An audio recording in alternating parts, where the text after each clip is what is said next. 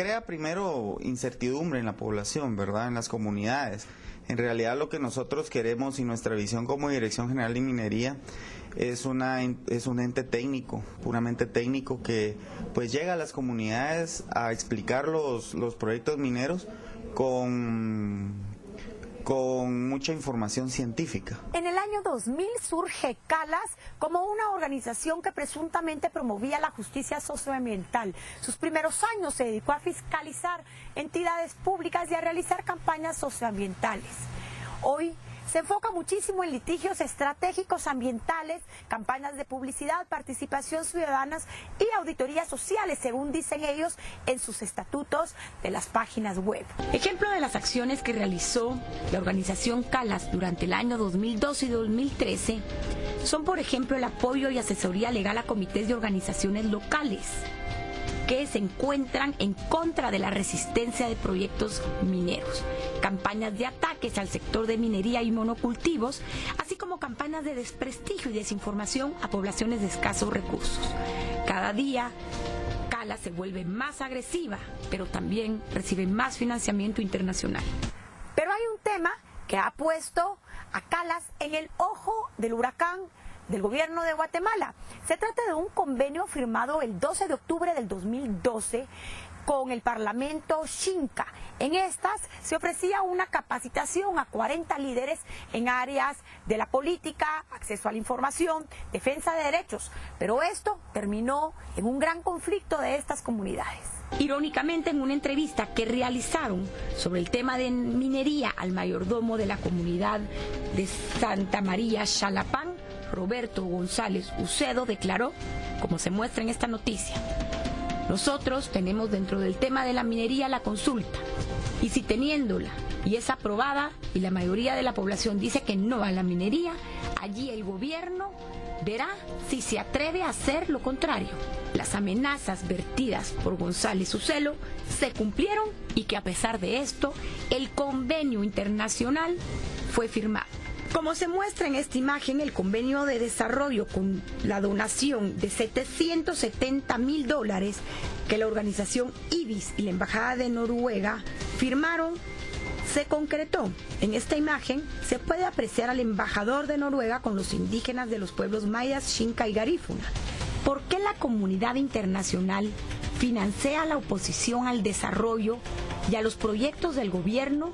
Esa es la pregunta sin respuesta. Y así, el gran conflicto que estalla con el gobierno de la República de Guatemala se da el 2 de mayo del 2013, cuando decide el presidente de la República decretar un estado de sitio en 4 municipios de Santa Rosa y Jalapa, justo donde estas organizaciones habían estado dando entrenamiento a algunas de las comunidades, a pesar de la gran oposición de estos grupos de ambientalistas de extrema, inclusive de la Iglesia Católica. El gobierno de la República decide decretar este estado porque encuentra evidencias no solo de delincuencia, sino de crimen organizado ya implicados junto a estas comunidades, atacando no solo un problema que aparentemente era de minería, sino de otro tipo de intereses. Además, surge una orden de captura en contra del presidente del Parlamento Xinca, Roberto González Ucedo, el socio de Yuri Mellini, con quien recientemente había firmado un convenio junto con la Embajada de Noruega. En la fotografía aparecen Yuri Mellini de Calas y Roberto González Ucedo, quien tiene orden de captura por el secuestro de 23 agentes de la PNC y el robo de 23 armas de esa institución. El presidente Otto Pérez Molina y el ministro de Gobernación han dicho que el estado de sitio lo decidieron decretar tras una investigación que aportó pruebas suficientes de que una estructura criminal utilizó el pretexto de la mina de Santa Rosa para cometer varios delitos. Y Yuri Mellini es quien constantemente ha defendido a su socio González Ucedo, hoy prófugo.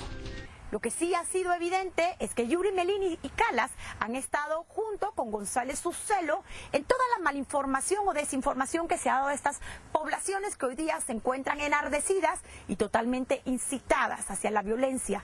La consulta municipal que se promovía es totalmente ilegal y no puede ser en estos momentos considerada por el gobierno de la República, quien ya ha dado una licencia para que la minera de San Rafael opere. Nosotros estamos actuando en un Estado de Derecho, donde las empresas particulares o entes legales o comerciales tienen derecho a meter solicitudes de licencias de exploración, explotación o reconocimiento. Lleva un proceso que se tiene que respetar y se apega por completo a la ley de minería.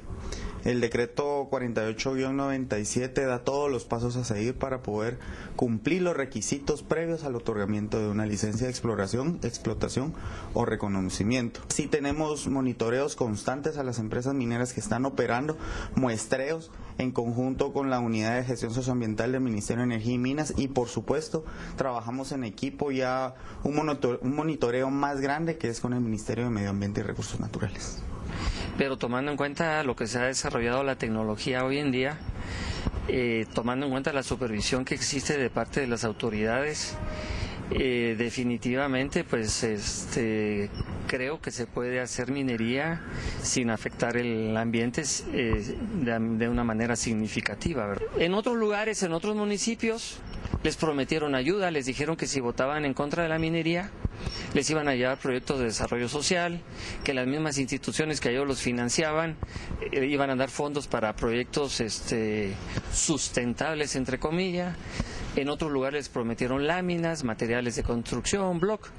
Han pasado 2 o 3 años de esas consultas y esa ayuda nunca ha llegado. Y cuando uno se aparece por ahí en esos municipios, la misma gente se lo dice a uno: mire, ingeniero, solo nos mintieron. Y ahora nos quedamos sin el mico y la montera, porque seguimos desempleados, seguimos teniendo que irnos de mojados a Estados Unidos, seguimos siendo muy pobres y los proyectos que nos prometieron no se ven por ningún lado.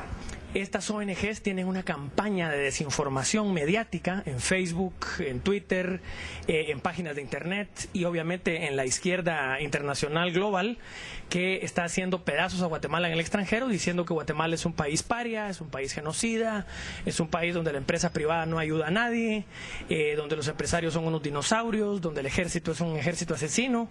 Y entonces se pinta una caricatura, ¿verdad?, de lo que es Guatemala, y nunca se reporta todo lo bueno que hace el ejército por el país, todo lo bueno que hace la empresa privada por el país, todo lo bueno y legítimo que hacen las fundaciones legítimas en Guatemala por Guatemala. Y entonces pues es muy cómodo vivir así, ¿verdad? Digamos, hablar de los pobres, de las mujeres, de los indígenas, y hacerlo ganando miles de euros o de dólares, ¿verdad?